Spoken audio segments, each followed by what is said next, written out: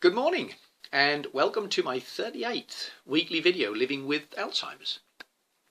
First of all, I want to say thank you so much to everybody who has supported the cycle challenge through your donations. It's absolutely wonderful, and I can't thank everybody personally except for today like this. We've had some businesses come on board, which has been put on Facebook and various media, so that's great. And also a number of people, friends, people who know me through Facebook have donated as well, and that's absolutely brilliant.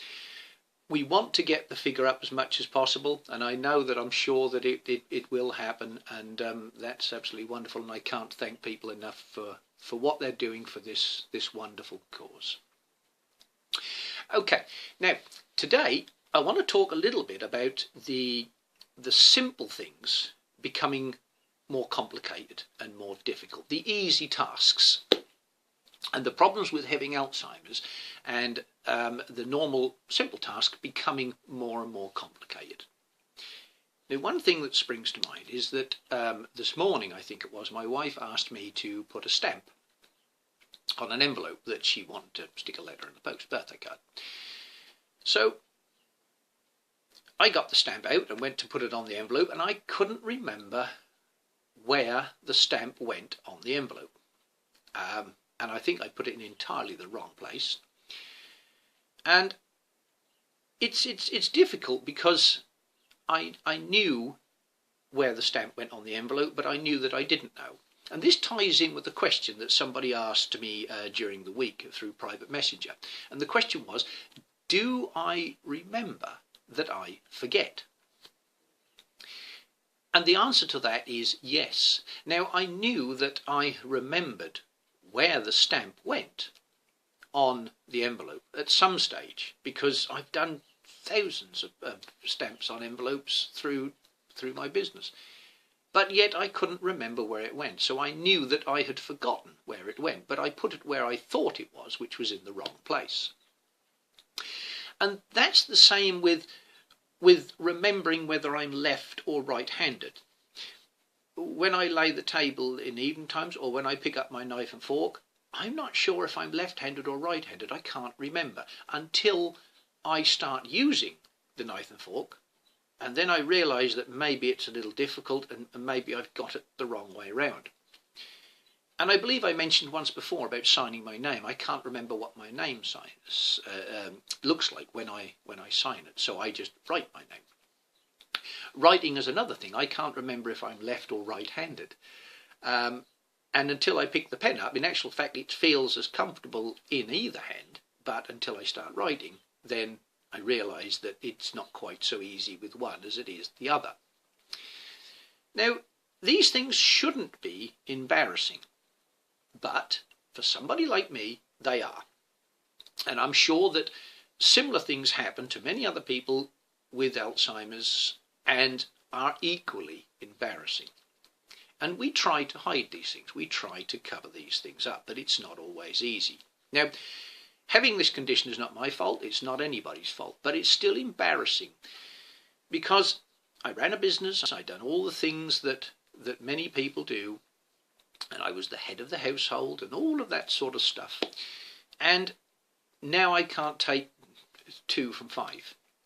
And it's embarrassing because you think that people don't understand, and I suppose some people don't. But it also becomes very frustrating.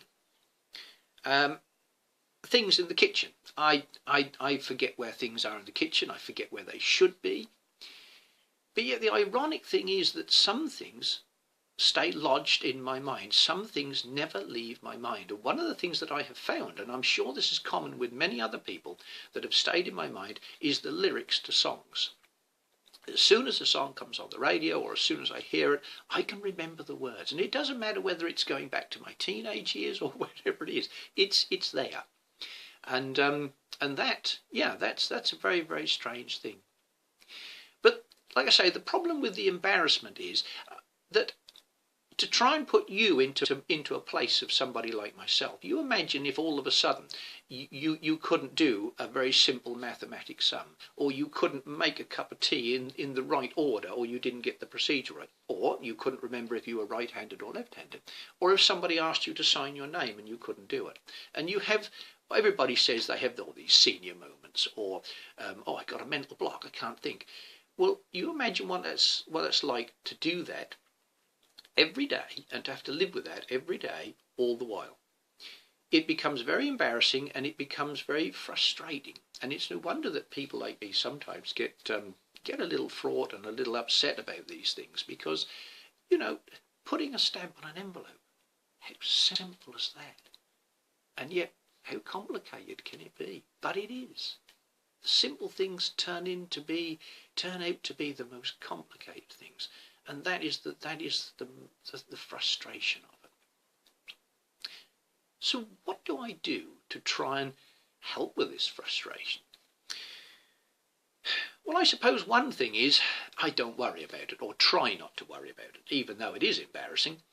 I try and breeze over it, and I try to do the things that I'm confident doing, and I'm trying to do the things that, hey, if I forget, or if I make a bit of a mess of something, does it really matter? No.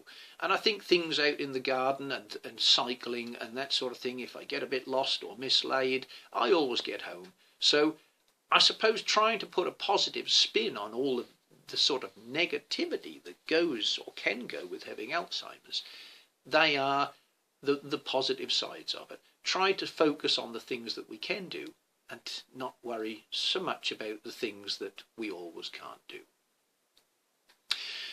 Well, I hope today's video has enlightened you a little bit about what it's like and having the frustrations. It's not a bad sort of day out there today. A little bit dreary, but not too windy. So I think I'll just go off and have a little cycle later on today, and yeah, do a bit more training for the cycle challenge.